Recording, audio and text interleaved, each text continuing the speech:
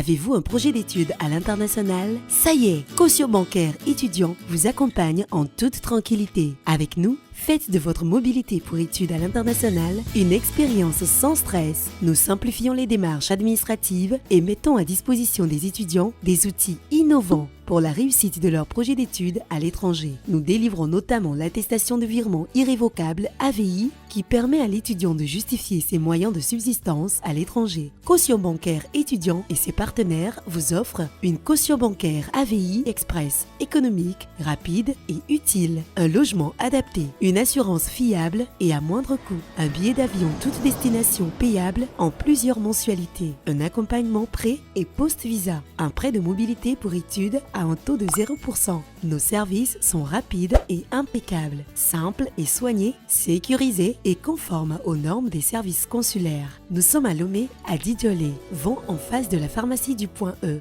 Téléphone 70 15 33 33 96 35 33 33. Caution bancaire étudiant. Quand réussir demeure un pur plaisir. Bienvenue à toutes et à tous, mesdames et messieurs, chers amis fidèles des Joutes verbales francophones. On se retrouve pour un autre numéro. Déjà, laissez-moi vous remercier pour votre fidélité et tout l'engouement que vous portez donc à ce programme qui met en valeur le talent oratoire des jeunes Togolais d'ici et d'ailleurs. C'est un plaisir de vous avoir pour ce numéro qui va à la suite de celui que vous avez donc suivi. On est à Cotonou au Bénin. Suite à la visite des finalistes, histoire de changer un peu d'air avant la grande finale où nous aurons le nom et le visage du grand orateur du Togo pour cette saison 3 télévisée. On était donc à l'étape des interviews avec les finalistes. Nous retraçons donc leur ressenti tout au long de cette aventure jusqu'à ce moment. C'est le moment d'aller suivre l'autre partie des autres finalistes qui nous disent tout leur ressenti, comment est-ce qu'ils ont vécu cette expérience des joutes verbales francophones avec des différentes réponses aux différentes questions, même les plus pointues que nous leur avons donc posées. Je vous laisse suivre et on se retrouve juste après.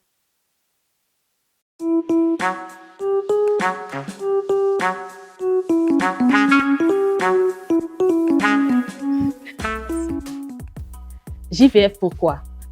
Je vais dire que ma participation à ce concours relève d'un hasard parce que j'ai vu le lien sur le statut d'un ami et je me suis dit pourquoi pas. Parce que bon, au début, je ne savais pas que c'était un concours d'une telle ampleur. Je m'étais dit peut-être ce sera un truc sur 2 mois, 3 mois et puis c'est fini. Et donc je me suis inscrite et on a commencé, il y a eu la présélection, les noms sont sortis, on m'a dit on m'a pris. Et on nous a fait les formations. Et c'est à partir des formations, je me suis rendu compte que, en fait, ce concours, c'est quelque chose de grand. Il y a une grande organisation derrière. Et si j'arrive à me tailler une place jusqu'à la finale, cela va m'apporter un plus. Donc, je pense que c'est surtout le pourquoi de ce concours. Et le comment, je ne sais pas. JVF, pourquoi? Plus qu'une ambition, c'était un objectif à réaliser.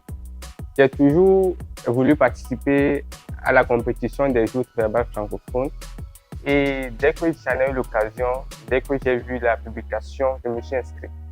Au départ, je n'y croyais pas, puisque connaissant l'ampleur de cette compétition et connaissant le niveau que j'avais au début, je n'y croyais vraiment pas.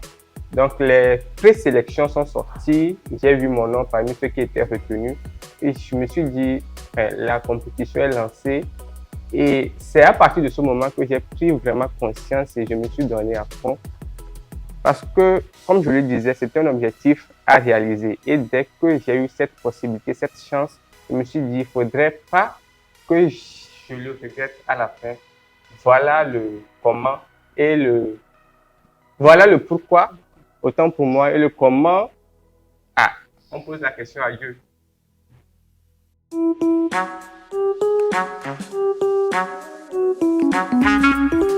Oui, comme je le disais, j'avais beaucoup d'appréhension. La compétition des joutes verbales francophones a une réputation au Togo.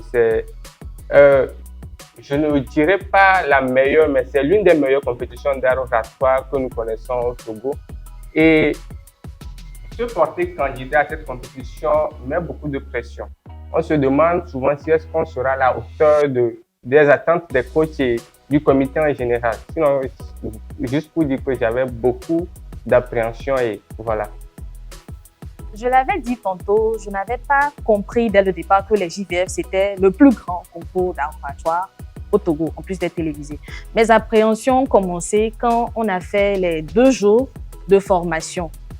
Ce jour-là, j'ai vu les candidats qui étaient là. J'ai vu Victoire, j'ai vu Billy, j'ai vu Elvis. Il y a toi, il y a tout le monde. J'ai vu qu'en fait, le niveau est vraiment élevé. Et là, je me suis posé la question que quand on faisait les simulations, les impôts et tout, je me suis dit, là où j'ai mis les pieds, là, est-ce que je peux tenir? Parce que certains venaient, des gens comme Cyrielle, ils viennent avec leur voix, ils vous dament le pion et puis tout. Je me suis dit, avec moi, ma petite expérience, est-ce que dans cette compétition, je peux aller loin? Je me suis dit, d'ailleurs, tu as déjà mis les pieds dans le plat, quoi. Il faut continuer. Le vin est tiré, il faut le boire. Et puis bon, j'ai dit, je suis déjà là, je ne peux pas faire autrement. Comment on gagne?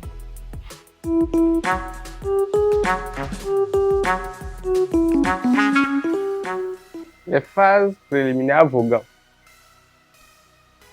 J'étais stressé à bloc.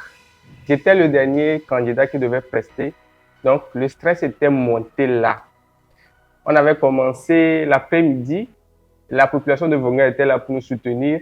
À un moment donné, la population, enfin, les habitants de Vaughan étaient retournés chez eux parce qu'ils avaient d'autres occupations. Et on était restés, l'organisation et les candidats qui restaient. Et je crois que quelques membres de la délégation de Vaughan restaient sur place. Donc, c'est pour dire que le stress était monté à ce moment. J'étais le dernier candidat à prester. Donc, j'ai eu l'opportunité de voir ce que les autres avaient comme potentiel. Et je me suis dit, encore une fois, est-ce que je serai à la hauteur de tous ceux qui sont passés avant moi? Et finalement, j'étais passé. À un moment donné, j'ai perdu mon texte. Mais Dieu faisant les choses, je me suis rattrapé et voilà. Ok, bon. Comme Raoul, j'étais l'une des dernières candidates à passer. Mais les éliminatoires à Vaughan, bon, je vais parler pas seulement de l'épreuve même, mais le voyage en général. Franchement, c'était chic. On est sorti de Lomé, on a découvert une nouvelle ville, on a mangé, on a bu, on s'est amusé et tout. Maintenant, pour l'épreuve même, comme j'étais comme l'une des dernières candidates à passer, et il y avait aussi la salle qui s'était un peu vidée. Bon, quelque part, j'avais confiance en le test que j'ai produit. C'est vrai que les autres candidats sont passés, ils ont donné le meilleur d'eux-mêmes. Tu vas te dire, avec ce qu'ils ont fait là, est-ce que je peux faire mieux? Mais après, tu as déjà écrit ton test. Tu ne peux pas dire que tu vas changer. Surtout que, bon, en ce moment, j'étais bonne en impro, mais pas assez. Donc, je suis allée, j'ai dit, vas-y, fonce. J'ai rendu ce que j'avais à dire. Les gens ont applaudi, surtout que j'ai mis une petite anecdote de Avatar. J'ai parlé de l'eau, la terre, le feu et l'air. Ça a fait rire un peu le public et ça m'a vraiment fait plaisir. Donc, après ça, le lendemain du voyage, on a fait une activité écolo. On a eu à parcourir la ville et ramasser un peu les déchets plastiques et tout pour contribuer disons, à la sauvegarde de l'environnement, pour dire ça comme ça. Donc, en gros, les éliminatoires à Vaughan, franchement, je remercie en même temps l'organisation. C'était un truc vraiment bien organisé. C'était vraiment waouh en général. C'était vraiment waouh. Les cartes blanches. Comme chose, Ornella l'avait dit, on est de la même localité. On est de Bassa. Et le pire, c'est que dans le jury, il y a une coach qui est de Bassa, la coach Marc Farid. Donc, on avait une pression. Puisque si je viens et puis je mens, elle va savoir. Heureusement, bon, c'était un peu malheureusement, mais heureusement aussi, elle a dû partir. Elle n'a pas assisté à notre prestation en direct. Sinon, si par exemple on avait dit quelque chose de bizarre, elle allait faire qu'est-ce que celle-là raconte. Donc au final, comme j'étais l'une des dernières candidates à passer aussi, il y avait la pression. J'ai dû faire les recherches sur Bassa, bien entendu. Contrairement à Ornella, moi je suis déjà allée à Bassa quelques fois et je sais à quoi la ville ressemble. Je connais Bassa. On peut dire ça, et puis par mes parents aussi, j'ai fait des recherches. Ils m'ont expliqué certains trucs que je ne connaissais pas. Et ça m'a beaucoup aidé. Et j'ai été fière de présenter ma communauté. Car je n'ai pas encore vu, des vidéos précédentes, je n'ai pas encore vu de Bassa participer à la compétition. Je ne sais pas si ça s'est déjà produit, mais d'après les vidéos que j'ai vues, je n'ai pas encore vu de Bassa participer à la compétition.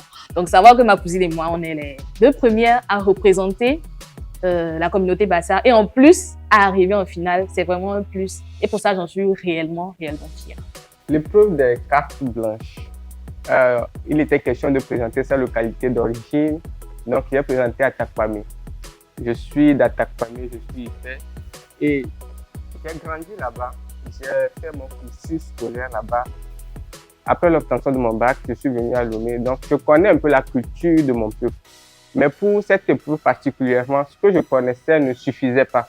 Du coup, j'ai demandé à mes parents, mon père notamment, qui m'a expliqué le fond des choses, qui m'a beaucoup plus parlé de la culture, des cérémonies qu'on avait dans notre culture et tout. Et c'est avec ce que j'ai tiré comme information de mon père que j'ai pu écrire mon texte. Parlant de la soirée de la présentation de cette épreuve, comme Thérèse l'a dit, on était les derniers à passer. La coach Marthe n'était pas là pour suivre nos prestations. Il y avait ce sentiment de fatigue, ce sentiment de stress aussi, mais on a su gérer. Et je trouve que, enfin, selon moi, c'était l'épreuve où chacun de nous, chaque candidat était le plus à l'aise et a donné un peu plus de ce qu'on attendait avant, de ce qu'on attendait pendant les phases éliminatoires à programme. Voilà.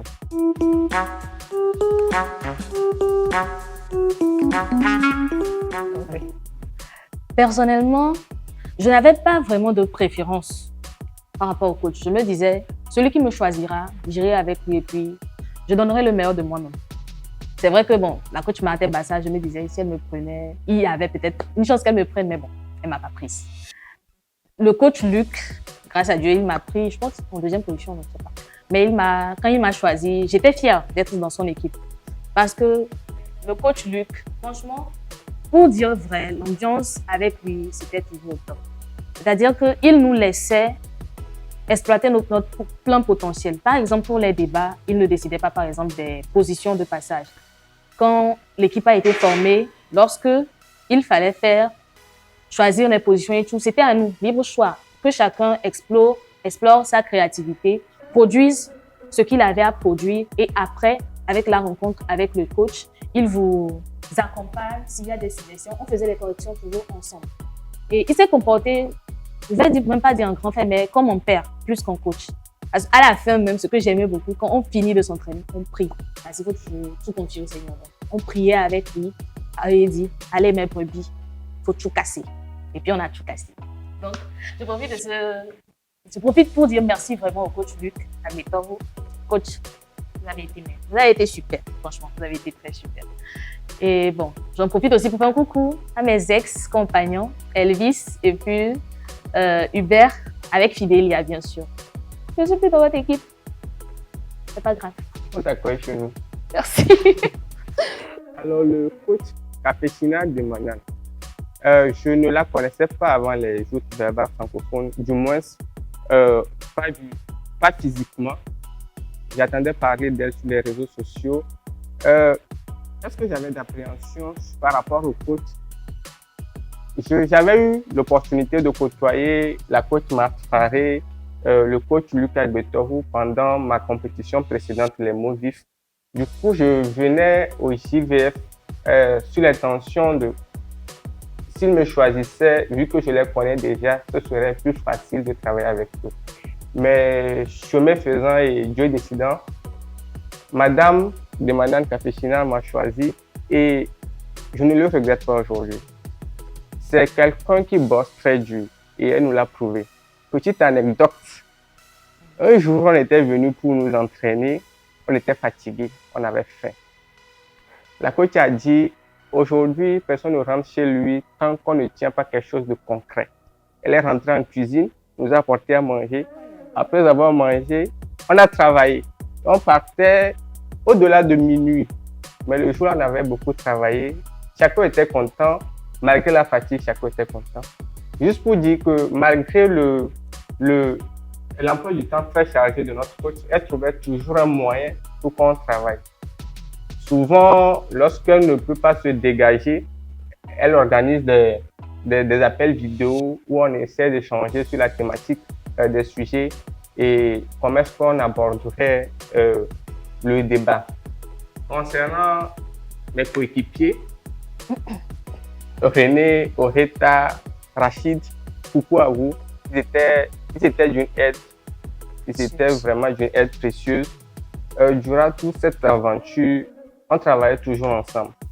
Chacun essayait d'avancer ses idées pour qu'ensemble on puisse produire quelque chose de potable. Et c'était vraiment une belle aventure. De continuer dans l'équipe du coach Café Chinal et l'aventure ne s'arrête pas là avec elle ni avec les autres amis. On continue pas à se voir, pas à discuter. C'est vraiment quelque chose de bien.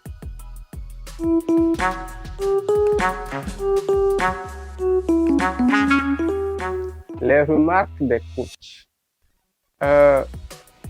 Toute prétention mise à part et avec toute l'humilité possible, c'est vrai que lorsqu'on nous dit ça devant les caméras, c'est un choc. C'est un choc. Mais à la fin, on doit, avec du recul, on sait que c'est pour... ce sont des remarques constructives. Donc, on prend cela en compte et on essaie vraiment de tenir compte de cela lors de nos prochains passages. Je me souviens, lors du second débat, les coachs n'ont pas été du tout tendres avec nous, puisque ce qui s'était passé le jour-là, il fallait vraiment qu'ils mettent les points sur les i pour que ça ne se répète plus. Ils nous ont lavé clairement, ils nous ont lavé, mais ils nous ont lavé, on est revenu plus propre.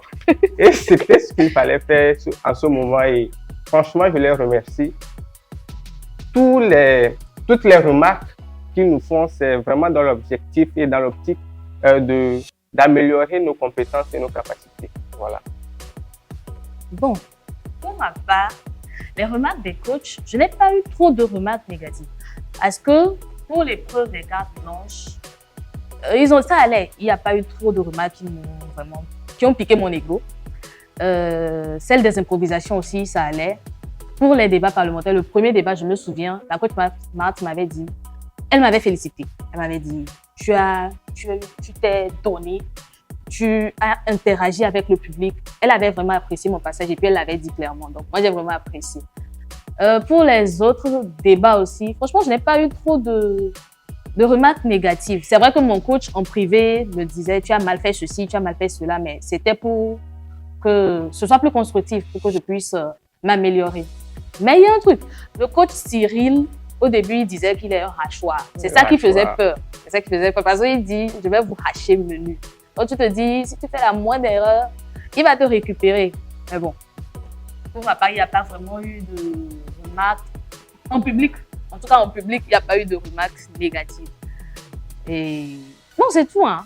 C'est tout.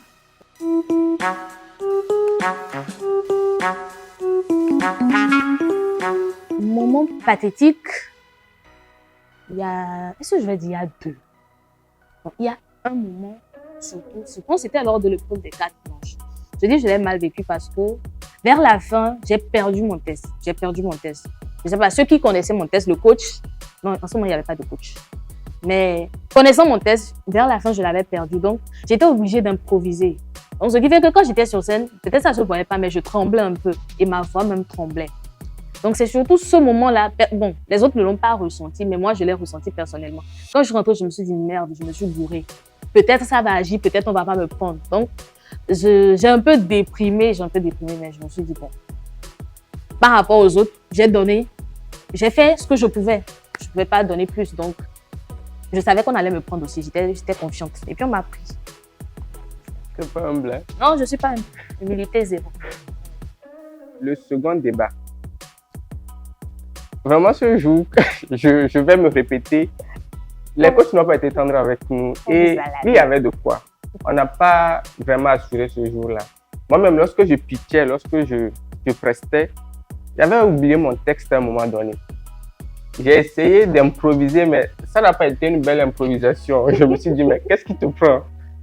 Je suis arrivé même à faire des fautes de grammaire, des fautes de français, de conjugaison qui m'étonnaient. Du coup, c'est juste pour dire à quel point on avait merdé ce jour-là. Et lorsqu'on est rentré chez nous, après les épreuves, lorsqu'on est rentré, nous avons créé un groupe WhatsApp. On a nommé le groupe WhatsApp Descendre, nous renaîtrons. C'est juste pour dire à quel point cela nous avait impacté ce débat-là. Voilà pour le moment négatif. Maintenant, comme prestation positive, je dirais l'épreuve des cartes blanches des présentations des localités. Hein, puisque lors de cette épreuve, j'étais le plus à l'aise sur scène. Puisque j'avais préparé mon texte, je savais ce que je devais dire. Je n'avais pas perdu le fil de mon texte et voilà.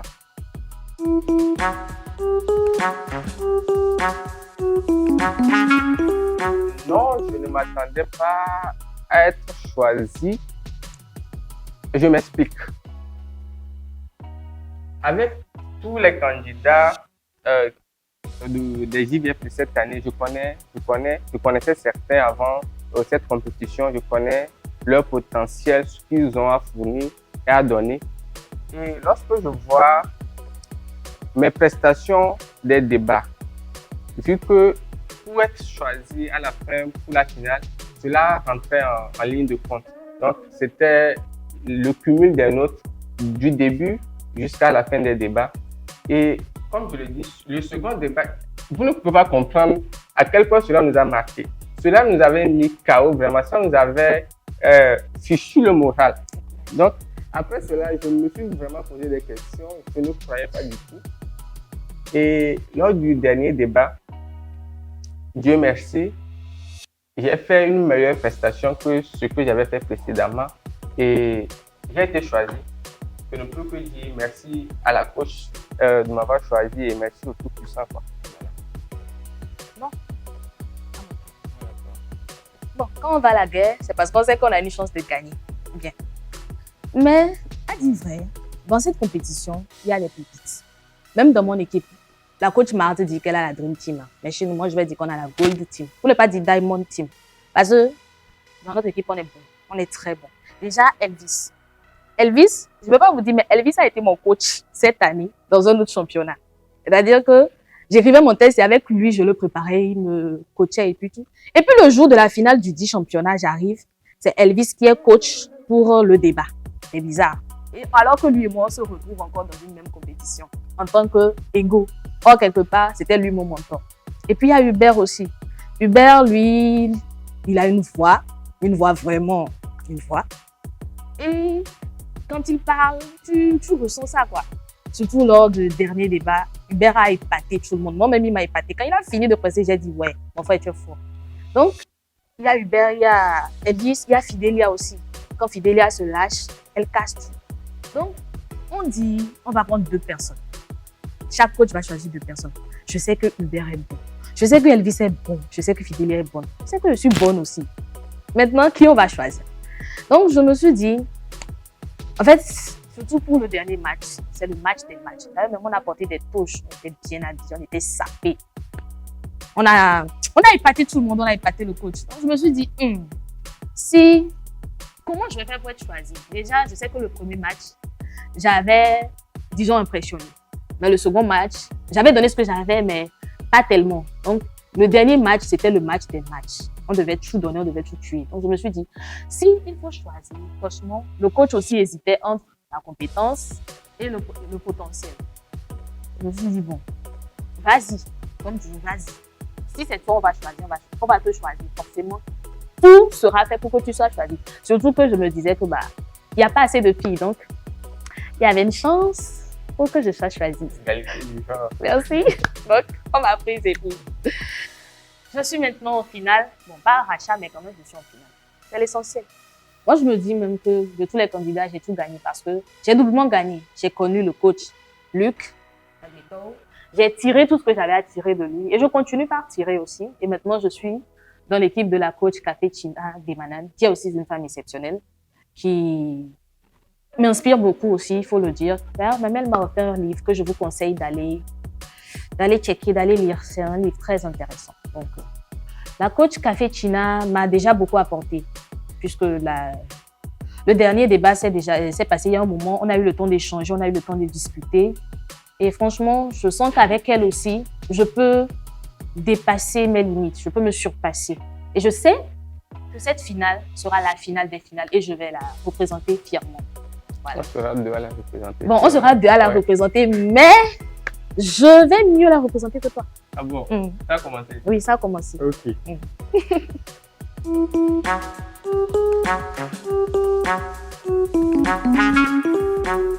La finale, on vous réserve beaucoup du lourd et beaucoup de surprises. Franchement, vous ne vous y attendez pas. Je m'arrête là, je ne vais pas beaucoup parler. Bon, moi, cela risquerait de... Non, je vais parler. Il ne faut pas tout dire. Non. La finale sera exceptionnelle, elle sera sensationnelle, elle sera waouh. Gardez cela à l'esprit, faites tout. Bon, moi j'ai peur que les gens ne votent pas pour moi. Donc votez. À part ça, les autres candidats, chaque candidat est bon. Chaque candidat a son potentiel. Et on nous l'a dit, hein, nous tous qui sommes en finale, nous avons une chance de gagner. Donc, à nous de mettre toutes les chances de notre côté pour que ce soit effectif. Du coup, bon, les candidats et les autres là, je n'ai pas peur de vous. Hein. Je sais que j'ai une armée, une armada derrière moi. Le jour là, ça va tirer à balles réelles. Donc, préparez-vous. Pour la finale, chacun des candidats, comme Teresa l'a dit, a du potentiel. Chacun vaut ce qu'il vaut. Et comme elle a dit, si on est choisi pour la finale, c'est parce que nous, on a un truc à apporter et cela nous met en confiance. J'ai des appréhensions, mais je me dis, ça peut aller.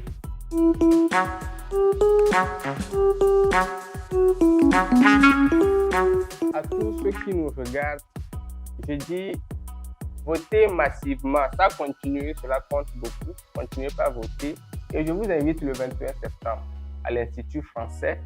Venez suivre la finale, venez vous régaler parce qu'on vous promet du lourd, vous ne serez pas déçus. En tout cas, oui.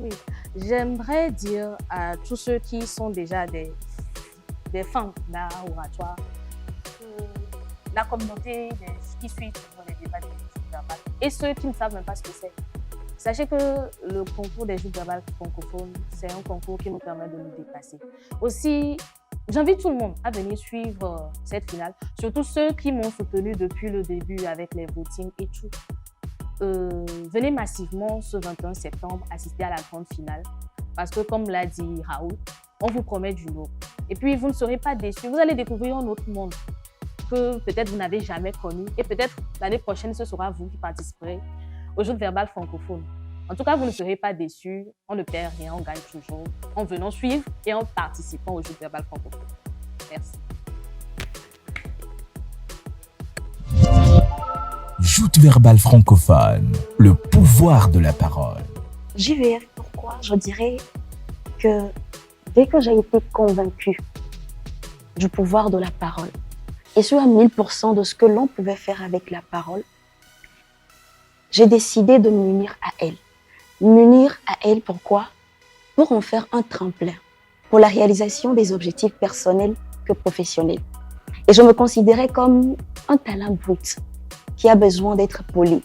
Et vu tout l'écho qui tournait autour des JVF, parce que les JVF, c'est la meilleure compétition d'art oratoire au Togo, je me suis dit que ce serait le cadre idéal pour moi de polir ce talent-là que je suis et de raffiner cette heure-là que je suis. Les JVF, pour moi, ça a toujours été une évidence. J'ai toujours voulu participer aux JVF, mais je n'avais jamais eu le courage lors des éditions précédentes.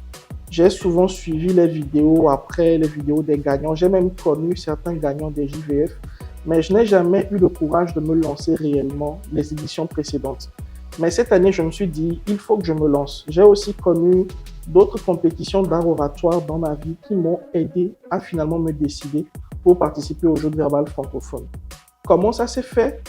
Je me suis abonné à la page des joutes verbales francophones sur Facebook. Et quand la notification est sortie, je n'ai pas du tout hésité. Je me suis directement inscrit. Et petite anecdote, quand je me suis inscrit, j'ai retrouvé un ami proche parmi la liste des inscrits. C'était Moïse Akpeko. Et je me suis dit, parce que nous étions dans une association d'art oratoire aussi où nous rêvions de nous mesurer l'un à l'autre. Et c'était enfin l'occasion à laquelle ça pourrait se faire. Donc les JVF, parce que c'est le moment et comment de façon inopinée, de façon spontanée.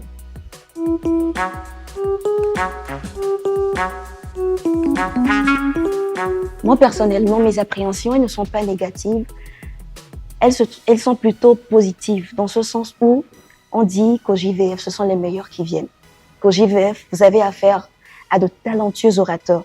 Qu'au JVF, si tu es fort, c'est au JVF qu'on le saura. Donc, c'est à peu près cette appréhension que j'ai par rapport au JVF. Je n'avais pas d'appréhension particulière concernant les JVF. Comme je disais, j'ai suivi un peu les éditions précédentes. C'était plutôt maintenant que cette peur et ce courage, cette peur a été ôtée, que ce courage a été retrouvé, c'était plutôt de la volonté, de l'impatience de me retrouver dans cette compétition et de me mesurer à d'autres personnes. Moi, j'aime la compétition, j'aime l'esprit de compétition, j'aime l'esprit de rivalité. Et c'était aussi découvrir ces nombreux talents, ces personnes qui sont comme vous et moi, qui aiment laboratoire, qui aiment parler. Donc, je savais que ça allait être une compétition de haut vol, bien évidemment, mais cela ne m'a pas freiné du moment où la décision a été prise. Je savais que j'y rencontrais des personnes talentueuses et voilà.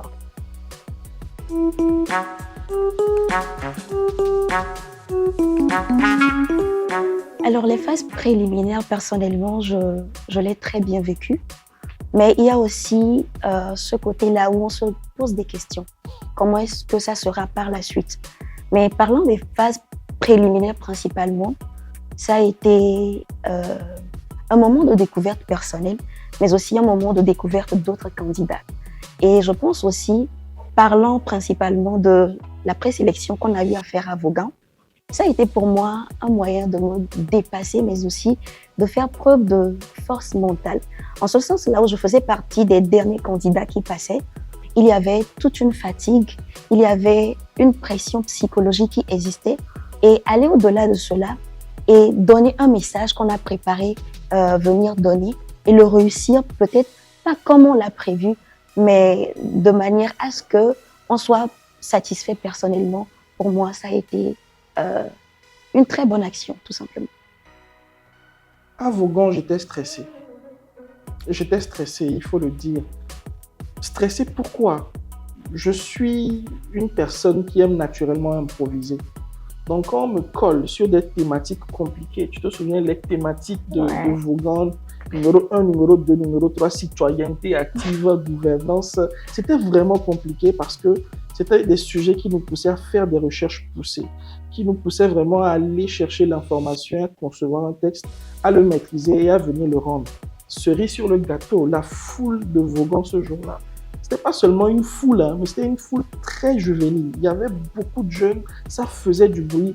Tu dis un le à la place d'un là, ce jour-là, c'est fini. On a même vu des réactions de personnes. Mais c'est vraiment de façon fortuite. Victoire et moi, on faisait partie des dernières personnes. Et la foule s'est allégée à un moment donné. Et je ne vais pas vous mentir, c'était le soulagement pour nous. Moi, j'étais soulagé quand j'ai vu la foule se lever, quoi. Bon, on n'aime pas tous la facilité, mais parfois, ça favorise un peu les choses. Et je me souviens que ce jour-là, c'était le moment de découvrir certains candidats. En fait, nous-mêmes, entre candidats, sans être juges, on voyait déjà nos potentiels adversaires, les personnes qui allaient nous donner du fil à retordre. Il y avait un candidat qui était passé juste avant moi. Il m'a foutu une grave pression. La foule avait acclamé, le peu de gens qui restaient avaient acclamé. Je me suis dit, est-ce que ça allait marcher pour moi aussi? Et par la grâce de Dieu, j'ai fait aussi une bonne prestation. Ces genres de compétition et la phase de Vaughan aussi nous prouvent qu'en dehors de l'orateur que nous croyons être, c'est aussi notre capacité à composer avec le présent, notre capacité à faire avec les imprévus, les oublis de test, les blancs, les choses qu'on n'avait pas forcément prévues. Et finalement, Vaughan, ça a été une bonne expérience pour moi. Le voyage, la découverte, le fait de vivre ensemble, les amis qu'on se fait, etc. C'était bien, quoi.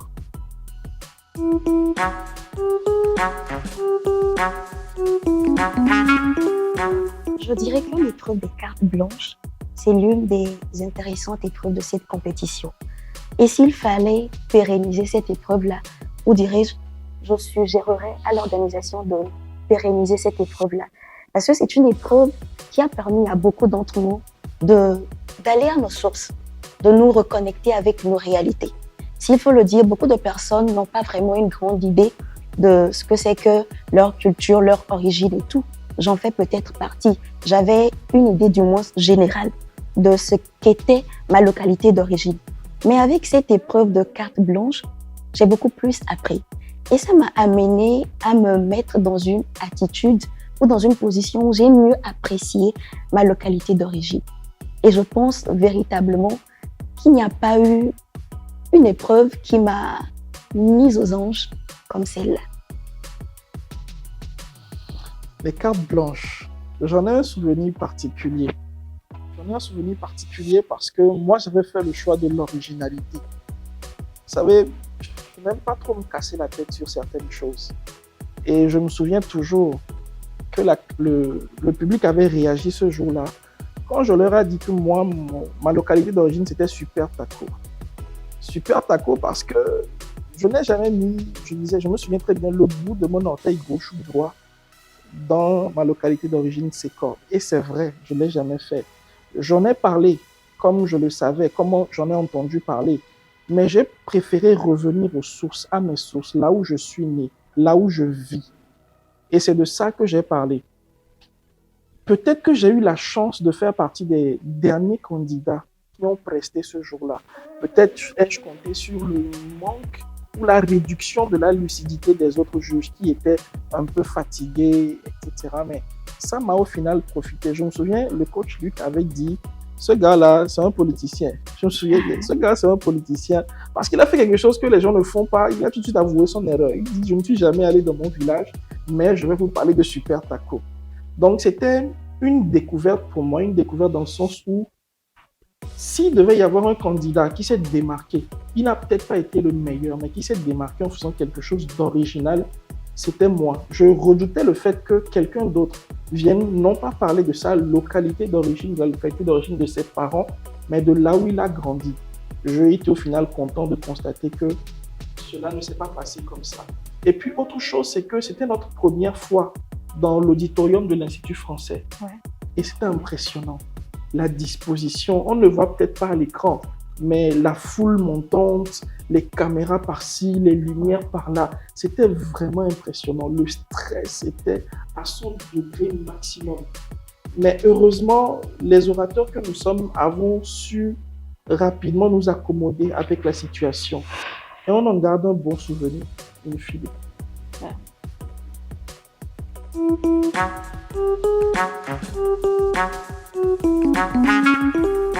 Est-ce que je m'attendais à être avec le coach Cyril? Je dirais tout de suite oui. Parce que déjà, lorsqu'on nous a envoyé la fiche des coachs dans le groupe, je me suis dit intérieurement, je veux être avec ce coach-là. Je n'avais pas peut-être de raison particulière, mais j'avais voulu être avec ce coach-là. Et lorsque j'ai été choisie dans cette équipe-là, je me suis dit, je ne pouvais pas avoir mieux comme coach. Je me suis pleinement retrouvée dans sa dynamique. Je me suis pleinement retrouvée dans sa manière de faire les choses. C'est un fait stratège, c'est un coach assoiffé et avide de l'excellence. Je me rappelle que notre premier entraînement, nous étions allés travailler ensemble et la première des choses qu'il a eu à nous sortir, c'était « on va les détruire, on va les massacrer ». Je me suis dit « waouh, c'est ce qu'il nous fallait comme coach en fait ». Et je pense que cela a donné ce que ça pouvait donner au travers du premier débat qu'on a eu, parce qu'on a vraiment massacré nos adversaires au passage. C'est un coach exceptionnel.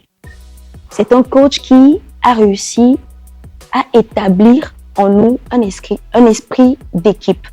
Et je pourrais dire qu'on a la meilleure des équipes. Parmi toutes les équipes JVF qui se sont formées aujourd'hui, ou dans cette compétition, on a la meilleure des équipes. Et c'est la force de notre équipe qui a su nous démarquer tout au long de cette compétition et qui saura toujours nous démarquer lors de la finale. Bref, oui, j'ai aimé avoir été avec ce coach. J'aime continuer avec ce coach et je pense qu'avec ce coach, le trophée nous reviendra, tout simplement. Je ne connaissais pas coach Cyril avant la compétition. Par contre, je connaissais très bien coach Marx. Et ma question n'était pas de savoir chez qui je serais au final, mais c'était de savoir si je serais chez coach Marx ou pas. Parce que nous sommes dans la même association dans laquelle d'ailleurs je suis avec Moïse, l'association d'art oratoire. Et je me disais, quel serait l'enjeu au final? Je la connais très bien dans cette association. Est-ce que je serais avec elle ou pas? Mais je me souviens le premier soir des cartes blanches, le monsieur, il est venu, je parle du coach Cyril, je vais hacher mes mots. Je me suis dit, ah, on tient peut-être quelque chose là. C'était lui le coach, hein, mais c'est moi qui faisais mon recrutement derrière. Mais quand je l'ai vu, et j'avais vu la logique avec laquelle il jugeait les candidats, les commentaires qu'il faisait. Et en off, après la compétition, je l'ai approché, je lui ai demandé, coach, qu'est-ce que vous recherchez chez un candidat? Et il m'a répondu les premiers mots, l'accroche. Si dès les premiers mots, ce n'est pas intéressant, ça ne m'intéresse pas. Et je me suis dit, je veux être avec ce monsieur. Le soir de la sélection, le coach Cyril n'était pas là. Il avait été remplacé par la coach Farida. Du coup, je ne savais plus trop comment ça allait se passer. Et j'ai été très heureux, finalement, d'être accepté ou d'être choisi par coach Farida, par coach Cyril, par l'intermédiaire du coach Farida. Coach Cyril, c'est une personne particulière. La première fois qu'on s'est entraîné ensemble, je ne pense pas que c'était la première chose qu'il a dit, mais il a dit, on est rentré, il a dit, asseyez-vous, qu'est-ce que vous voulez boire? Il nous a servi à boire. Et avant même qu'on ne s'asseye, il pose la question suivante. S'il y a ici quelqu'un qui n'est pas convaincu d'être le champion des JVF cette année, qu'il sorte. C'est-à-dire que l'ambiance qui était toute joyeuse, elle s'est tout de suite estompée. C'était le froid, l'hiver. On s'est regardé, mais qu'est-ce que ce gars-là raconte? Et puis on a tous levé la main. Oui, nous voulons être champions des JVF cette année. Ah, qui est fou? Tu sors, bref. Donc, le monsieur, il est particulier. Et ce qu'il aime faire tout le temps, c'est qu'on a l'impression qu'avec lui, on peut gagner un débat sans avoir le sujet. Il ne se limite pas au sujet. Pour lui, c'est quelle est la stratégie? Comment nous allons faire le débat? Quelle est notre ligne directrice? Quelle est la position que nous allons adopter? Quelles sont les forces et les faiblesses de cette position? En fait, coach Cyril n'est pas vraiment dans l'argumentation. Pas qu'il ne soit pas bon dedans, au contraire, il nous contredisait souvent dans nos arguments. Il est au-dessus du débat. Il est au-dessus du débat. Il voulait que nous soyons au-dessus du débat. En fait, cette compétition dans l'équipe de coach Cyril, ça a toujours été que feriez-vous si vous étiez vraiment membre de l'opposition? Que feriez-vous si vous étiez vraiment Premier ministre de ce pays, secrétaire général, député ou membre du gouvernement? Et en cela, ça nous a élevés. Nous finirons cette compétition avec un état plus grand, nous serons plus grandis. Et Victoire, tu le disais tout à l'heure, notre équipe n'était peut-être pas la meilleure, encore que, n'était peut-être pas la meilleure en termes de prestations, mais la cohésion que nous avons, nous, c'est extraordinaire. Jusqu'aujourd'hui, nous continuons de nous écrire dans le groupe WhatsApp. Jusqu'aujourd'hui, nous ne faisons pratiquement pas de jours sans prendre de nouvelles les uns des autres, parce qu'au-delà d'une simple équipe pour une compétition, c'est un lien qui s'est créé. Coach Cyril et moi, on discute quasiment tous les jours. Il écrit quasiment dans le groupe tous les jours. Et il nous l'a dit, moi je viens au Joutes Verbal francophone, pas seulement pour la compétition, mais pour faire des hommes des rois. Donc c'est vraiment ça l'expérience. Au final, à un moment donné de la compétition, je pensais personnellement que l'aventure d'être dans la team du coach Cyril était au-dessus de l'aventure des JVF. Et c'est justement ça l'avantage des JVF. Vous venez vous rencontrer des personnes qui vous changent. C'est ça mon expérience dans la team coach Cyril.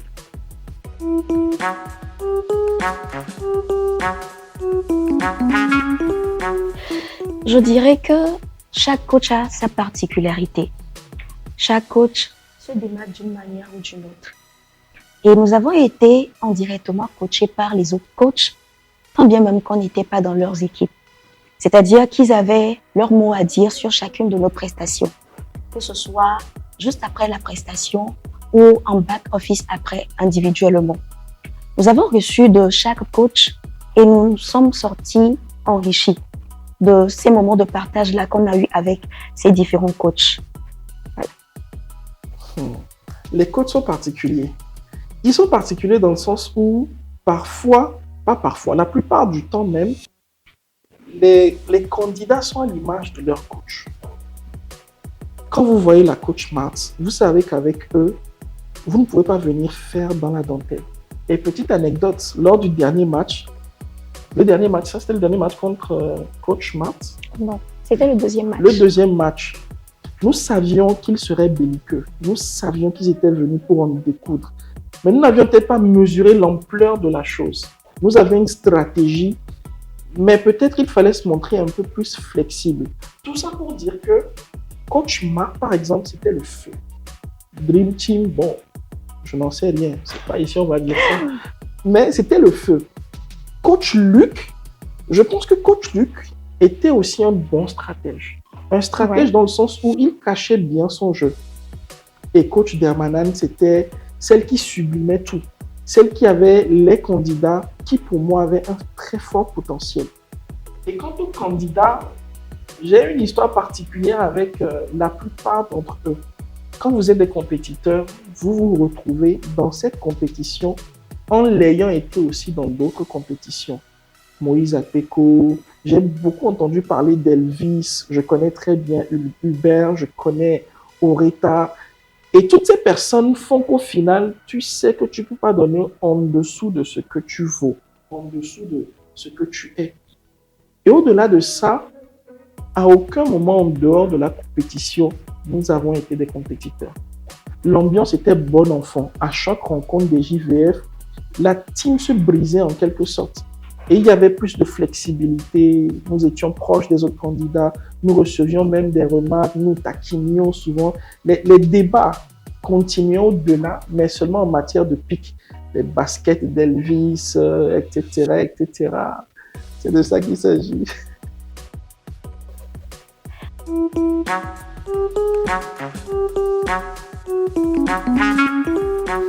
Les remarques des coachs, comment est-ce qu'on les vit après les prestations? Si cela ne tenait qu'à moi, on devrait rallonger le temps des remarques. Et chaque coach pourrait avoir cette possibilité-là de prendre chaque candidat individuellement sur le fond et sur la forme et faire des remarques. Je pense que ce n'est qu'en cela que cette aventure a tout son sens. Parce qu'on vient pour apprendre, on vient pour grandir, on vient pour avoir un plus, ce qu'on n'avait pas déjà. Et juste après nos différentes prestations, les coachs qui se prononcent sur ce qu'on a eu à dire, ce qu'ils pensent et essaient de nous ajouter quelque chose qu'on n'a pas peut-être vu auparavant, je pense que c'est une très bonne chose.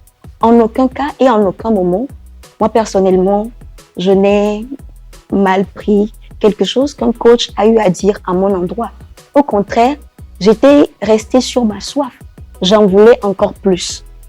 Donc, s'il y a possibilité qu'on puisse rallonger ce temps de remarques, prière qu'on puisse le faire. Les remarques des coachs en général, c'était pas la partie la plus intéressante des émissions Jeux de verbal francophone. On va être très sincère. Parce que les coachs sont de nature assez perfectionnistes. Parfois, quand tu penses que tu as tout donné, ils vont dire oui, c'est bien, mais on a vu ceci, tu aurais pu faire cela. Et moi, vous l'aurez remarqué dans toutes les émissions, moi j'ai un deuxième prénom. JVF m'a donné un deuxième prénom, c'est sous-performance. Tu es sous-performant, on te connaît comme ceci, Seigneur. Mais dans tous les cas, je pense qu'à aucun moment, les juges et coachs n'ont été malveillants envers nous. Au contraire, j'ai vu énormément de solidarité cette année entre les coachs, dans le sens où les coachs des autres équipes nous parlaient comme si on était membres de leurs équipes. Et en ce sens, je voudrais vraiment tirer chapeau à coach Luc. Il notait toujours, pour tout le monde. Et après, vous ne le verrez pas dans les émissions, mais après, on s'approchait de lui individuellement et il nous faisait des remarques. Bien sûr que nous aimons plus les remarques positives, mais ce ne sont pas les remarques positives qui sont plus constructives pour nous. Quand on nous dit « Oui, mais j'ai remarqué que ta variété vocale n'était pas au point. Je t'attends mieux sur certaines choses. » Ça nous aide à nous dépasser pour la prochaine fois. À titre personnel, mon premier match, il était assez bon. Et je suis tombé dans le piège de l'assez bon pour le deuxième match, où j'ai un peu régressé. Mais ça m'a servi de leçon pour le troisième match. Donc, in fine, les remarques des coachs sont un peu comme les miroirs de progression que nous avons et qui nous permettent de redresser la balance ou de savoir dans quel sens nous devons aller pour les prochains matchs.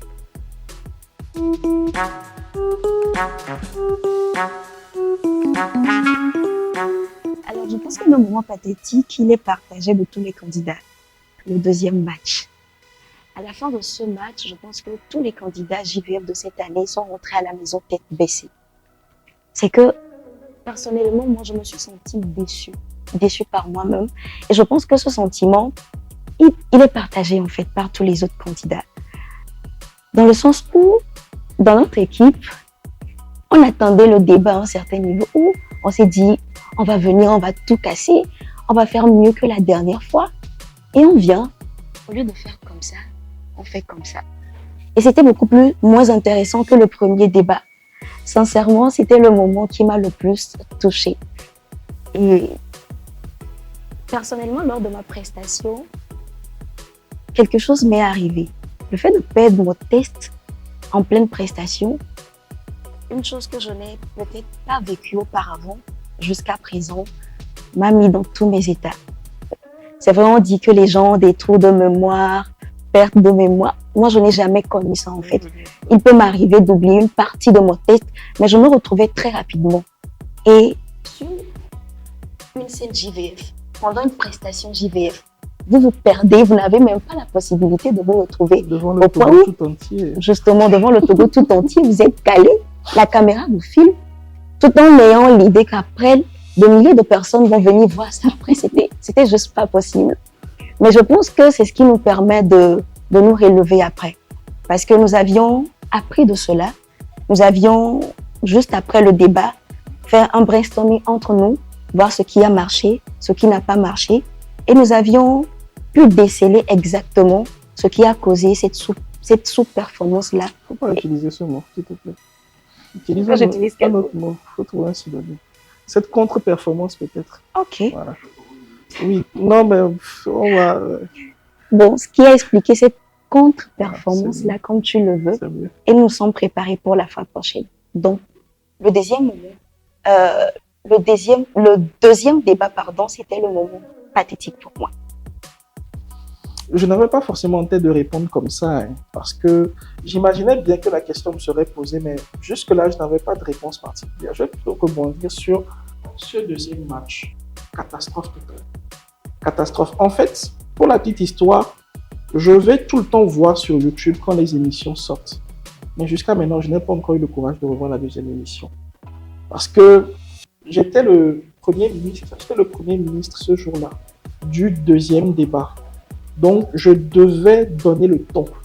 Je devais inscrire le reste de l'équipe dans une certaine dynamique. Et je me souviens même qu'avant le match, coach Farida et les autres me demandaient comment tu te sens. Et je leur disais, je me sens étonnamment serein. Et ça me fait peur de ne pas avoir peur. Et j'ai eu peur de ne pas avoir peur parce que la peur a été totalement déclenchée. Elle s'est déclenchée au lutrin alors que je devais... Non, continue. Maintenant, le moment qui m'a peut-être le plus marqué, je dirais que c'est une somme de moments. Notre équipe, elle symbolisait un contraste. Nous étions très unis à notre coach, mais nous étions aussi très indépendants. Je ne sais pas comment l'expliquer. Nous étions très unis, nous nous retrouvions ou nous nous appelions quasiment tous les jours. Nous faisions le point, nous révisions nos textes, nous établissions des stratégies. Mais coach Cyril était impliqué dans le sens où il se tenait toujours au courant. Il ne nous a jamais ouvertement emmenés dans un sens ou dans un autre. Il nous demandait toujours comment vous voyez le débat, qu'est-ce que vous pourriez en faire. Et c'est toutes ces choses, toute cette somme de moments qui ont fait qu'au final, ces JVF ont été particuliers. Bon, pas le deuxième débat, on oublie ça, mais sinon c'est ça.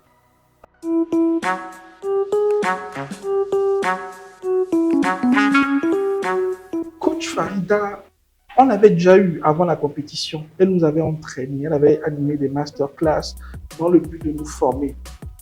Et pour nous, il n'y aurait pas eu de meilleur remplaçant pour coach Cyril pour ces moments. Donc les moments passés avec coach Farida ont été extraordinaires dans le sens où, pour le troisième match par exemple, nous nous étions retrouvés quelque part pour travailler. Nous avions énuméré les arguments, nous avions énuméré ce que nous pensions pouvoir être les arguments de l'adversaire. Et ce jour-là, coach Farida est arrivée, elle a repris tous ces arguments un à un.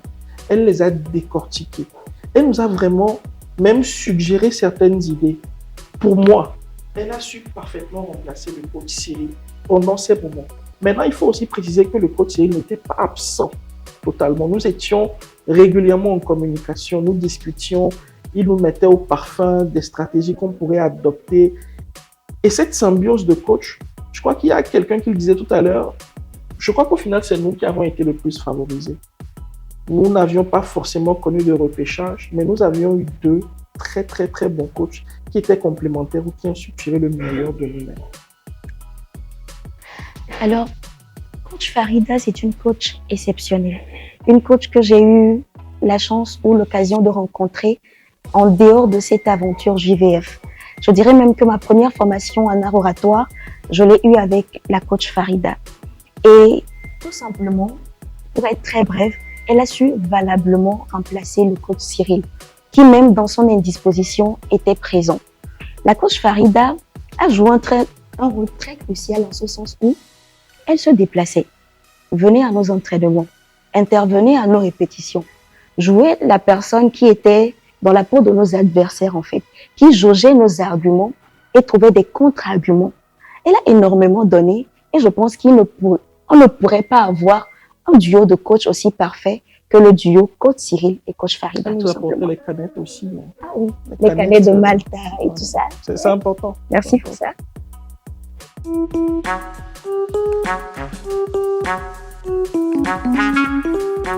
J'espérais me retrouver en finale. En fait, je voulais me retrouver en finale. J'ai souvent cette citation en tête que je déteste. L'important, c'est de participer. Je suis un très mauvais perdant. Pour moi, l'important, c'est pas de participer. Vous ne venez pas à une compétition, vous demandez quelles sont vos motivations. Vous dites, je viens pour participer. Non. Même le Botswana, à sa première CAN, ne venait pas pour participer. Je me dis, donc, moi, je viens pour gagner. Je viens pour aller le plus loin possible dans cette compétition. Mais ce n'est pas un élan d'orgueil de le dire comme ça, parce que je me souviens que c'était après le premier match, et je le dis très ouvertement, j'ai eu à lui dire, quand j'ai vu Victoire prester, je me suis dit, ok, pour une fois, je peux m'arrêter là. C'est bon, j'ai plus besoin d'aller plus loin dans cette compétition. Et pour le reste, j'ai simplement été porté par une aura que je ne saurais expliquer. Mais oui, j'espérais, je voulais et je m'imaginais en finale. Je n'ai pas été aussi surpris de l'être, mais j'ai été surtout rempli d'une grande reconnaissance parce qu'au final, ça ne se joue qu'à un fil. Ça se joue sur des détails, sur un petit moment où tout peut basculer. Donc, oui, je ne suis pas très étonné d'être en finale, mais je sais que à tout moment, ça aurait pu être la cata. Moi non plus, je dirais, je ne suis pas surprise d'aller en finale parce que c'était un objectif. Et déjà, dès l'entame de mes propos, j'avais dit que je participais à cette compétition pour polir ce talent que je suis, pour sortir plus enrichi. Et on ne peut sortir plus enrichi qu'en faisant un plus long parcours dans cette compétition, c'est-à-dire aller jusqu'en finale. Donc, vu que c'était un objectif, je n'ai pas été étonnée que cet objectif-là devienne une réalité. Mais à l'inverse, ou de l'autre côté, je dirais que ce n'était pas gagné d'avance. Parce que nous étions dans une équipe avec des poids lourds que j'ai à côté de moi. Billy, que je respectais beaucoup pour ses capacités. Pourquoi tu respectais? Tu ne me respectes pas. Que je respecte beaucoup pour ses capacités, tant sur le plan personnel que oratoire. Donc, il a fallu vraiment se dépasser. Il a fallu donner le meilleur de soi-même pour pouvoir continuer cette aventure. Je remercie nos coachs. Je remercie également le bon Dieu. Et j'espère vraiment que ce trophée, je le prendrai. Pas toi quand même. Si nous sommes arrivés tous en finale, c'est parce que nous avons une potentialité. Nous sommes tous bons en fait. Et je pense que personne n'a le droit ou n'a une raison quelconque de redouter son prochain. Parce que nous sommes tous bons en fait. Ce sera, comme on le dit, le choc des titans en fait. Donc, absolument pas. En fait, les autres candidats sont redoutables. Mais ce n'est pas le but de l'exercice. Actuellement, je ne regarde pas les autres candidats. Je connais leurs forces, je connais leurs capacités. Et justement, c'est ça le piège. Si on veut s'appesantir sur les autres candidats, on risque d'être stressé et de déclarer forfait avant même le début de la finale. Donc, le but, c'est plutôt de se tourner vers soi-même, de se demander sur quel point est-ce qu'on peut évoluer. Donc, oui, les autres candidats sont bons, mais la question n'est pas de savoir s'il faut les redouter ou pas, mais si plutôt on se prépare assez, parce que tout le monde va être focalisé sur lui-même. Ils n'ont pas non plus le temps de voir ce que nous faisons, comment nous nous préparons. Donc, c'est vraiment rester focalisé sur soi-même. Et le jour J, on verra.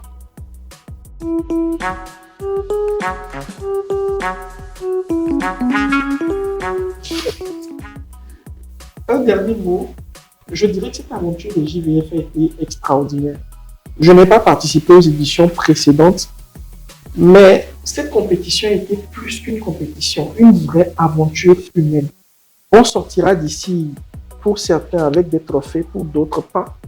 Mais au final, il y aura des liens qui auront été tissés. Il y aura des relations qui auront perduré. Cette compétition des JVF est une plateforme pour moi qui propulse loin.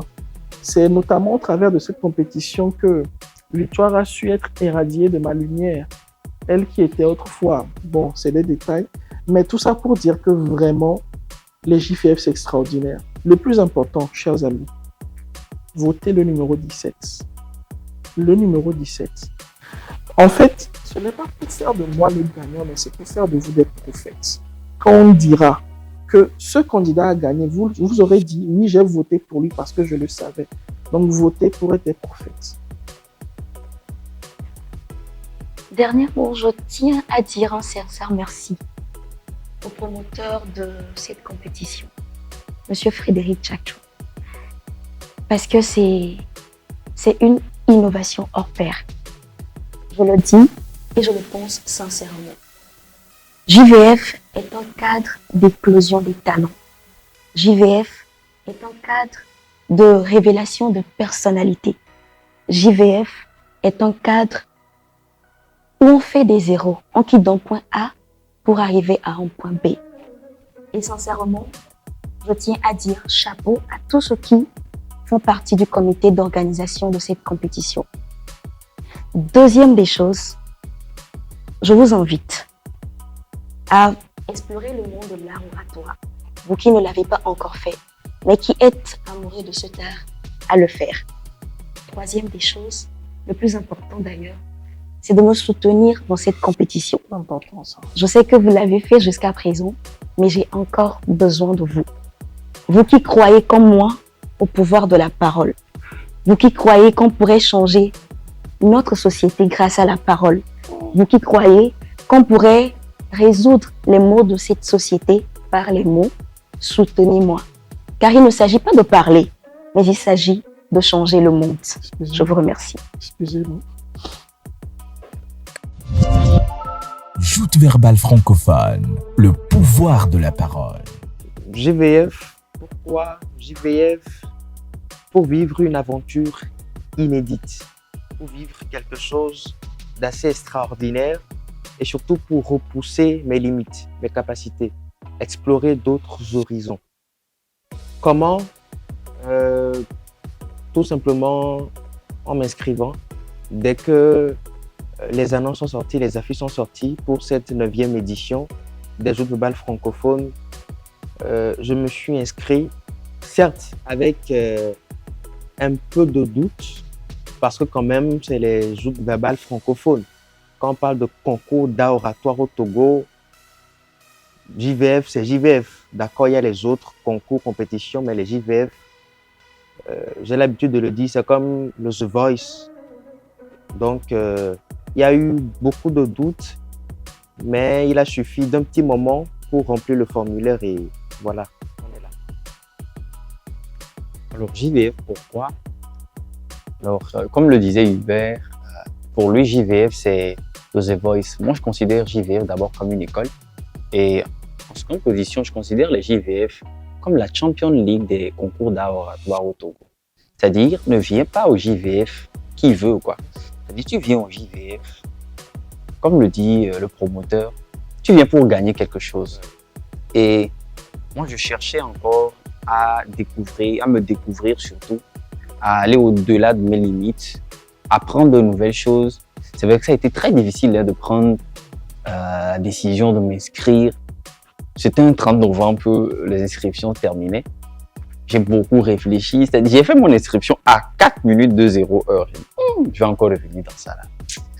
Mais bon, je me dis, c'est une bonne guerre et je vais apprendre beaucoup de choses et je vais aller très loin.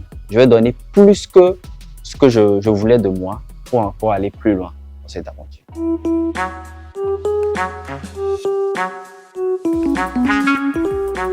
Des appréhensions, comme je le disais tantôt, moi j'avais beaucoup de doutes. J'hésitais d'abord à m'inscrire. Bon, pas d'appréhension tant négative, mais quand même, je savais que les JVF étaient un grand carrefour où beaucoup de grands camions se rencontraient. Donc oui, j'imaginais tout dans ma tête. Surtout lorsque j'ai appris que certaines personnes se sont réinscrites ou des amis à moi que je connaissais et que je craignais déjà se sont inscrits, je me suis dit, ah, tu vas faire quoi là-bas? Et ça n'a pas été évident, mais ça va. Alors moi, les appréhensions que j'ai sur les jeux de balle francophones, elles sont plutôt bonnes. Parce que les JVF, mine de rien, si vous avez un manque de confiance avant d'arriver au JVF, au fait, quand vous sortez des JVF, vous vous croyez comme Elon Musk, c'est-à-dire vous êtes à un niveau où vous pouvez faire des choses qu'auparavant vous allez vous dire, bon, est-ce que j'aurais pu faire cela? C'est-à-dire ça vous donne une confiance en soi et ça vous donne aussi assez de leadership. Donc, revenir au JVF, comme l'a dit Hubert, moi aussi j'ai beaucoup hésité. Hein. J'ai beaucoup hésité, surtout pour m'inscrire. Mais j'aime la pression et j'aime là où je peux apprendre quelque chose de nouveau. J'estime qu'on ne finit jamais d'apprendre et il faut toujours rester dans cette quête de perfection-là. Il ne faut pas seulement rester au basique, mais il faut aller au-delà. Repousser surtout ses limites pour donner quelque chose de beau. Et voilà moi ce que je peux dire sur mon appréhension par rapport aux jeux de balle francophones. Venir au JVF, déjà, c'est une décision. On ne vient pas pour participer seulement parce qu'il faut participer, mais on vient au JVF pour apprendre quelque chose de nouveau et gagner le trophée surtout. Il y a 2 ans, j'y étais et je me suis arrêté en demi-finale. Ce n'était pas la demi-finale que je voulais exactement, compte tenu de certaines raisons. Je n'aime pas trop donner des excuses par rapport à cette demi-finale, mais je me suis dit, il fallait que je me redécouvre à nouveau. Il fallait que je travaille encore. Et j'ai pris du temps à me décider surtout. Mais tout ce temps où j'étais absent, je travaillais sérieusement. Parce que je me disais, revenir au JVF et donner encore ce que j'avais donné en 2022. Bon, finalement, qu'est-ce que j'apporte de nouveau? Qu'est-ce que les gens gagne de nouveau, qu'est-ce que je gagne de nouveau? Donc, revenir cette année au JVF, bon, je pense que je suis très content quand même. Et je me dis, ça va aller. On est en finale actuellement.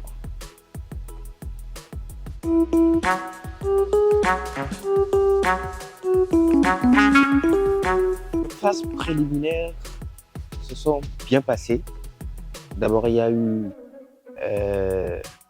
l'épreuve à Vaughan. Pour l'épreuve à Vaughan, j'étais stressé. Parce que j'étais le premier candidat à passer. J'étais le premier, le numéro 1.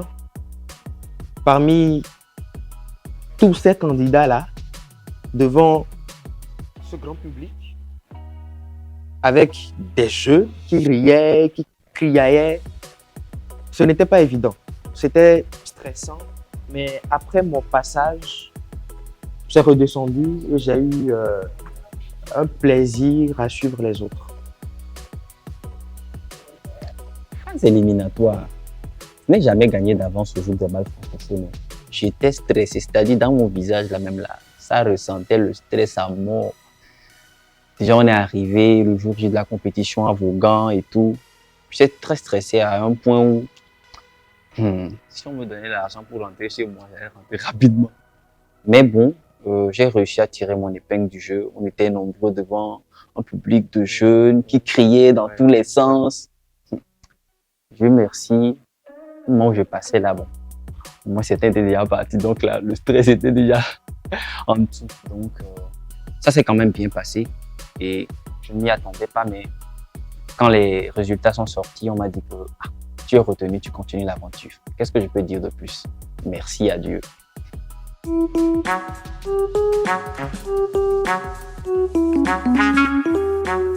L'épreuve des cartes blanches, pour moi, c'était l'épreuve des épreuves.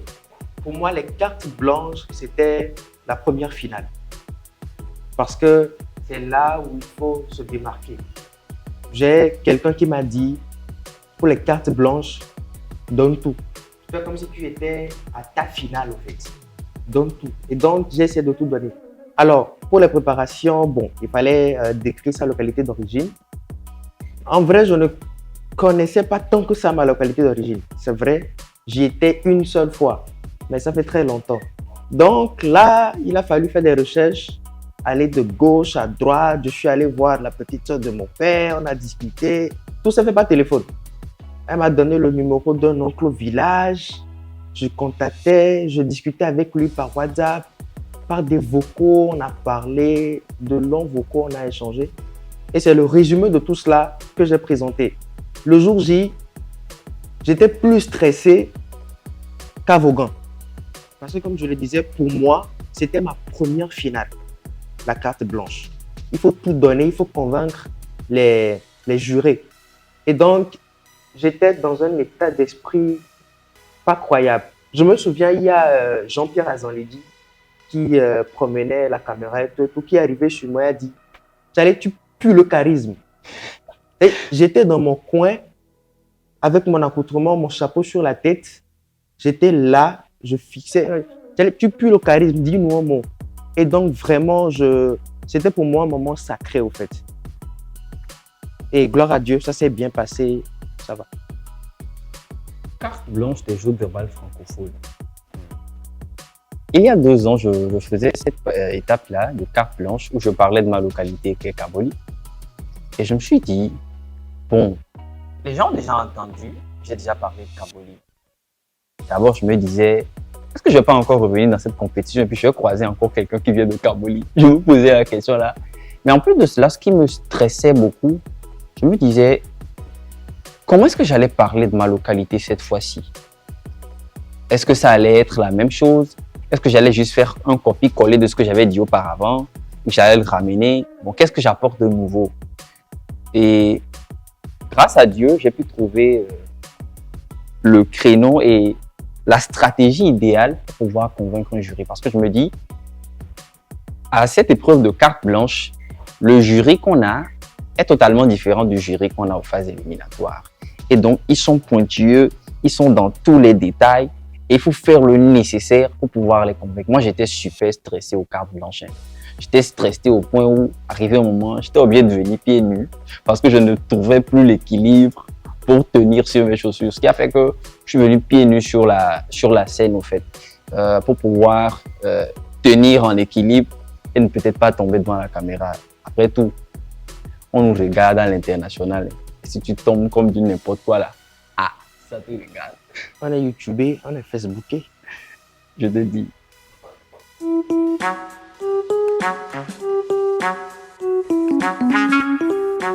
Alors, avant de venir au coach Luc, je voulais rapidement rebondir sur les cartes blanches.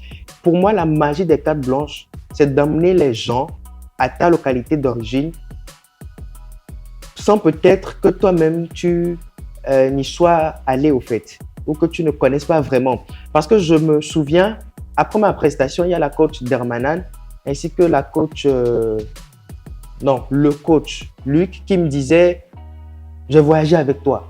Quand tu parlais, j'y étais et j'y suis toujours. » Dans ma tête, je me disais « Ok, moi-même j'y étais une fois, je ne me rappelle pas, mais vous avez voyagé avec moi. » Donc, c'est la magie des cartes blanches et c'est la magie de la parole. Arriver à faire voyager les gens juste par le simple fait de parler. Alors, concernant le coach Luc, est-ce que je m'attendais à être dans l'équipe du coach Luc? Non. Non, je ne m'y attendais pas. Je ne m'attendais pas principalement à être dans l'équipe d'un coach, mais je priais être dans l'équipe du coach Cyril. Parce que dès les cartes blanches, le gars, non. Parmi les membres du jury, pour moi, il s'est démarqué par ses remarques, par ses apports, haché menu. Il y avait quelque chose au fait.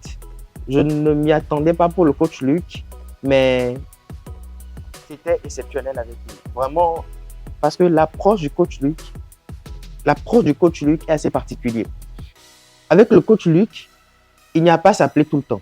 Il n'y a pas à écrire tout le temps. On travaille entre nous, les candidats, et on se retrouve avec lui. On fait le résumé, on corrige ce qu'il a corrigé, il nous fait des apports, ce qu'il a dit, on répète et c'est fini. Il y a eu vraiment un esprit de leadership où il faut laisser le candidat faire son travail. Il nous l'a toujours dit, lorsque vous travaillez avec quelqu'un, laissez-lui le temps de faire ce qu'il a à faire. Sinon, la personne s'éteint sous votre lumière et ce n'est pas le but. Alors, moi, toi, au moins, pour les cartes blanches, tu as eu des compliments des coachs. Moi, dès que je suis arrivé, j'ai vu la coach Marthe et puis elle m'a dit, tu sais que qui aime bien châtie bien. J'ai dit, le stress a déjà commencé à l'entrée. J'arrive, Dieu merci, je ne sais pas comment j'ai fait pour me sortir de cette situation. Elle me dit, je t'attendais au carrefour, mais tu as pris un raccourci. Donc, tu sais de quoi je parle. Je sais de quoi je parle. Donc, pour revenir rapidement à mon impression sur le coach Luc Agbetoro, que je salue d'ailleurs au passage. Déjà, Monsieur Luc Agbetoro, c'est quelqu'un qui incarne un très grand leadership. Le leader, pour moi, c'est celui qui donne la possibilité à ses sujets, à ceux avec qui il collabore, de pouvoir travailler sans pour autant qu'on ait recours à lui. Je me souviens, chaque fois qu'on travaillait avec lui, il n'était pas toujours là derrière nous à voir nos tests. Il nous donnait la possibilité de faire ce qu'on veut. Il nous disait, je vous fais confiance et je sais que vous allez assurer. Donc, ne me décevez pas surtout. On se voyait, je ne sais pas par rapport aux autres teams, mais je me dis, avec le coach Luc, c'était fait de telle façon que on n'avait pas trop accès à lui, mais le peu de temps qu'on était avec lui, c'était très riche, très bénéfique. Et surtout, la partie que j'aimais, c'est quand on finissait et puis on priait.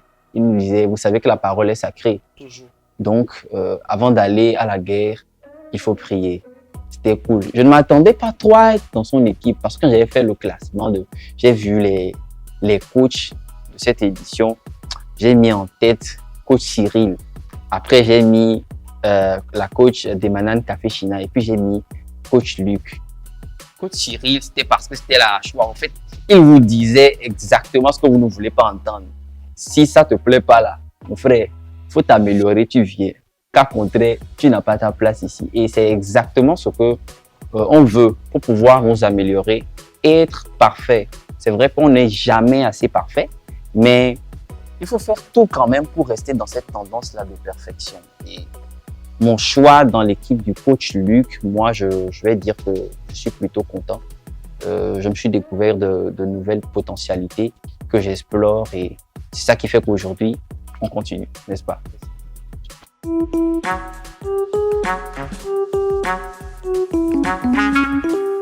L'ambiance est bonne. Avec les autres coachs comme les autres candidats. À chaque fois qu'on finit, on s'approche des autres coachs. Comment est-ce que vous avez trouvé ma prestation? Comment est-ce qu'on prend les remarques? Et ce qui est également bien, c'est que les coachs n'hésitent pas à donner les remarques, à donner les apports, alors que vous n'êtes pas dans leur équipe. Surtout la coach Marthe. Il y a d'autres qui vous appellent en catimini. Tu aurais pu mieux faire, tu aurais pu faire ça. Et lors des autres matchs, on se dit, mais ils avaient raison en fait. Alors, pour les autres candidats, l'ambiance, ça va, ça coule, on est bien. Et c'est aussi une des phases cachées des JVF. C'est que vous venez, vous ne connaissez pas forcément les gens, mais vous repartez en relation, vous repartez en amitié, en collaboration. Et c'est, je me dis, une des choses essentielles en venant au JVF. Parce que je me dis, même si vous gagnez, un jour, on peut tout vous enlever. On peut vous enlever Le le titre, trophée. on peut vous enlever le trophée. Le voyage, vous l'avez déjà fait. Tout est parti. Mais qu'est-ce que vous gagnez? Qu'est-ce qui vous reste? Lorsque tout passe, c'est l'autre qui reste. Et donc, c'est ça. Bon, moi, je dirais que les relations avec le coach, au moins, vous avez eu la chance d'avoir des remarques après caméra et tout, après tournage et tout. Moi, là, on me Direct. prenait au show, au plateau. Chaque coach me faisait son drap directement sur le plateau. Coach Mart, c'était compliqué, hein? Je me souviens au premier match, quand on a fini, j'avais la tête baissée parce que je me disais, mais qu'est-ce que je viens de foutre comme prestation là? Il me dit, regarde-moi quand je te parle. Et puis j'ai soulevé la tête. Aïe!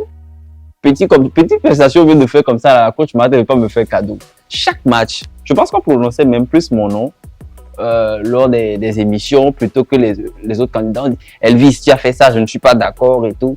Mais j'aimais ça au fait. Parce que à chaque fois, je me disais, qui aime bien, comme le dit coach Mart, châtie bien. Si chaque temps on se mettait à me complimenter, à me dire oui, c'est bien, ça me rend paresseux. Et je n'apprends rien de nouveau. Alors qu'en venant au joute verbal francophone, j'ai dit la première chose, c'est apprendre encore plus. Et c'est ce que je cherche au fait. Je me souviens après le premier match, quand on a fini, et le coach m'a sermonné, je voulais même lui donner des excuses que j'étais fatigué. Il m'a dit, je m'en fous. Donne-moi ce que je veux. Tu m'as donné plus que cela à d'autres événements. Je t'ai déjà vu au-delà de cela. Donc, fais l'effort de me donner la meilleure version de toi. Donc, j'aimais ça et je travaillais dur pour pouvoir m'améliorer. La relation avec les autres candidats de la compétition se passe plutôt très bien. Même si chacun se regarde, chacun sait de quoi l'autre est capable et chacun se prépare en catimini pour pouvoir dézinguer l'autre. Je dirais que c'est de la cohésion sociale. On ne vient pas au joute verbal francophone seulement pour repartir avec le prix. C'est du réseautage. On ne sait pas qui sera qui demain. Et demain, quelque part, on peut trouver un de nos frères avec qui on a fait les joutes verbal francophones qui peut nous aider dans une situation, qui peut nous apporter, pas seulement pécunier, mais qui peut nous apporter peut-être une aide stratégique par rapport à une situation auquel nous sommes confrontés. Donc, la relation avec les coachs, c'était plutôt parfait. Je me souviens encore du coach de Madame China après les sélections des candidats. Il m'a dit, toi, tu n'es pas dans mon équipe, hein, mais j'ai un mot à dire sur tout ce que tu vas faire dans cette compétition-là. Donc, attends-toi à me faire quelque chose. Des fois, même quand j'allais la voir en police pour lui dire, coach de Madame, qu'est-ce que tu veux dire? Toi, tu veux des réactions, tu veux que je te fasse des commandes. Qu'est-ce que tu veux que je te dise encore? Parce que des fois, ça me gênait, mais je me disais, bon, en ligne, elle me donnait quand même les remarques et tout. Moment pathétique. Je ne vais pas chercher loin le premier match de débat parlementaire. J'étais arrivé, j'étais fatigué. Je dormais même presque sur mon siège. Et le coach Cyril regardait, il dit, toi là, tu as quoi? Il dit, je suis fatigué. On a commencé le match. C'était la première fois que ça m'arrive. Je commence ma prestation, je me perds, j'essaie de me retrouver, je me dis, bon, ça va aller, ça va aller, ça va aller. Puis d'un coup, j'entends l'ennemi de l'orateur, le temps. Et puis j'ai dit, peuple de Moïse, Amen, Amen. Amen. Quand je suis rentré, quand je suis allé m'asseoir, je me suis dit, qu'est-ce que je viens de faire? Il y a Thérèse qui essayait de me dire, ça va aller, bon, c'était pas mal, là où tu t'es arrêté, c'était parfait. J'ai dit, non, je ne peux pas foutre ça. Et jusqu'à ce que la coach Marc me vienne enfoncer le clou, me dit, Elvis, qu'est-ce que tu viens de me faire là?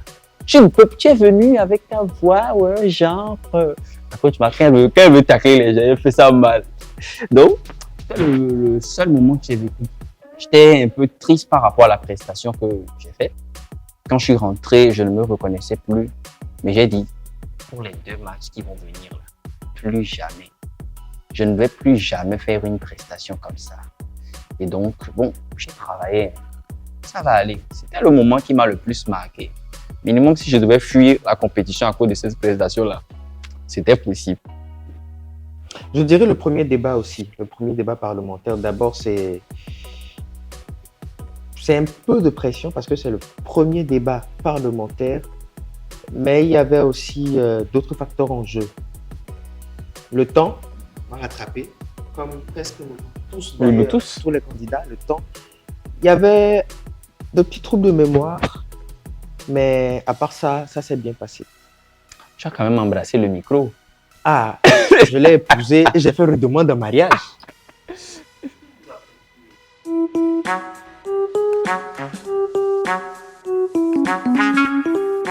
Pour la finale, au début, je n'avais pas de doute. Mais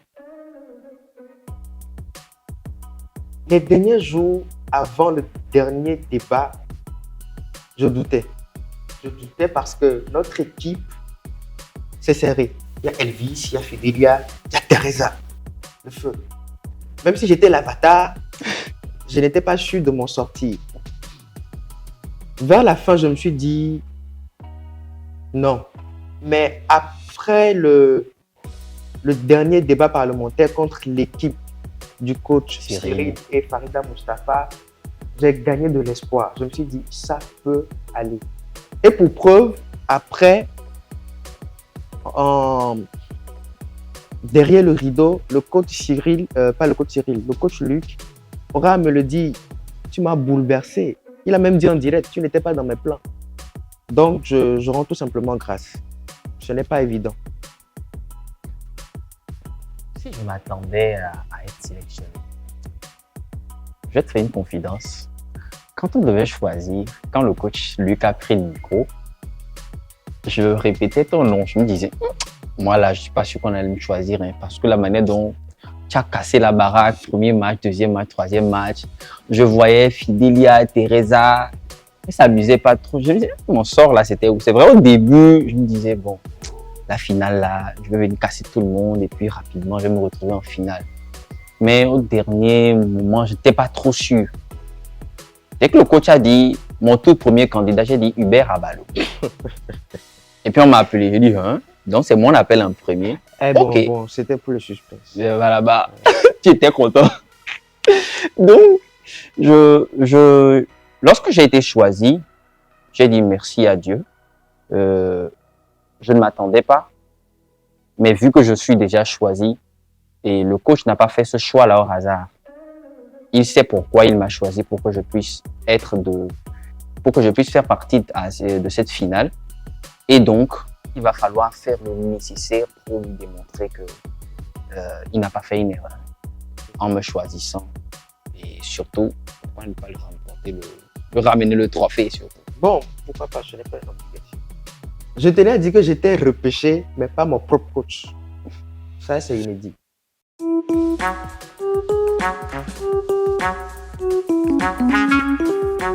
Une peur? Non, pas vraiment. Je pense l'essentiel de l'étape qui arrive de la finale, c'est de donner tout pour soi-même. C'est de se dépasser, devenir un dieu sur scène. Comme le dit la coach Farida Mustafa et le coach Luc, lorsqu'on se fait plaisir, on fait plaisir aux autres. Peur, peut-être la peur de mieux faire qu'avant. Voilà. Est-ce que je crains un candidat en particulier? Craindre, non. Mais je suis sur mes gardes. Parce que nous sommes à une phase où tous les candidats sont à prendre au sérieux. Tous les candidats.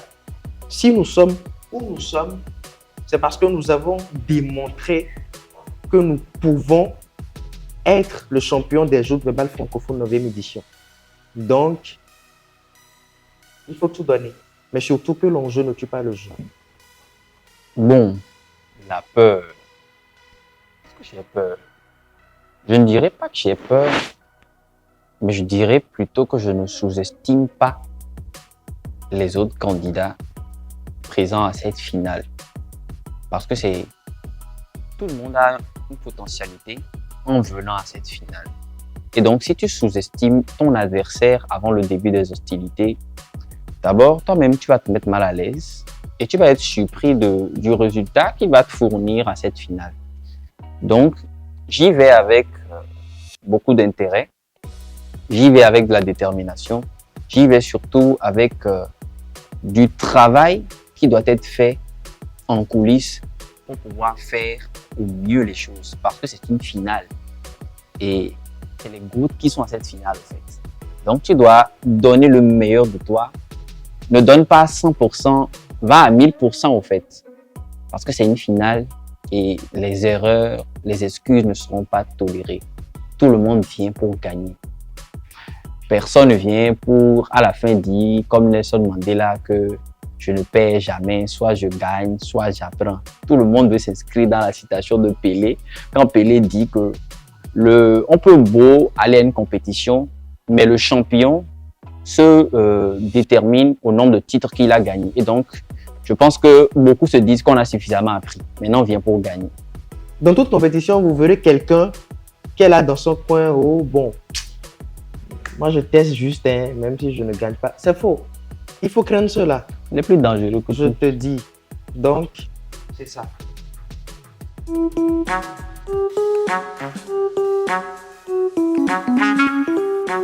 Le dernier mot, c'est de dire merci. Merci d'abord à M. Frédéric Kachou, qui organise ce carrefour des orateurs du Togo.